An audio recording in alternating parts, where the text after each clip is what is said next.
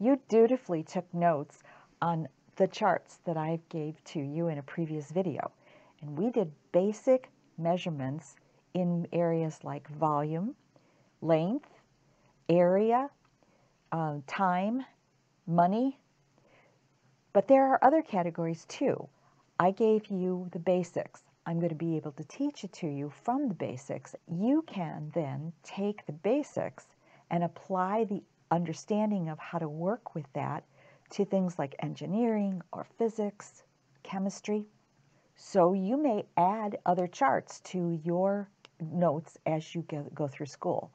But the charts that we have made are going to facilitate me giving you the basic way to attack a problem.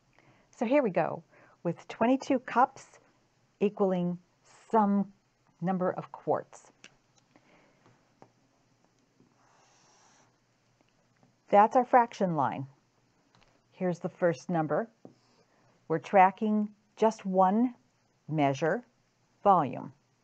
So 22 goes in the first position, and that would be cups. Notice I have the label with it. Now I have to look at my chart to see how can I get the cups gone. There are two choices that I have here. 1 cup is equal to 8 fluid ounces, and 1 pint is equal to 2 cups. See how cups represents 2 times on this chart. Well, I'm trying to get to quarts, so I'm going to need to go down the chart to find quarts later. So if I go back up to this 8 fluid ounces, I'm actually making my problem more complicated. So I'm going to choose this 1 pint is equal to 2 cups for my next. 2 goes here, and 1 pint. At this point, I can cross out the labels of cups. That's good because I don't need them anymore. I need to be working toward quarts. So I have pints. I don't need pints anymore. I need quarts. But pints shows up on this line that gives me a quart equivalent. So I'm going to do another bar down. And this time I need my pints on the bottom in order to cross them out. So the quart part must have to go on the top. And we're going to copy the numbers. It's 1 quart is equal to 2 pints. Cross out the pints. Now we're at the quarts. We've got the quart label on this, so this is where we can stop. Now we're going to do our actual math calculation. This matches the label. So the top numbers, these are fractions, remember. This is the fraction line. We're going to multiply across the row. That's how you work with fractions. 22 times 1 times 1 is 22. And the bottom, we have 2 times 2 is 4. At this point, it's a top-heavy fraction. We can simplify this by using the division, just division. 4 goes into 22 5 times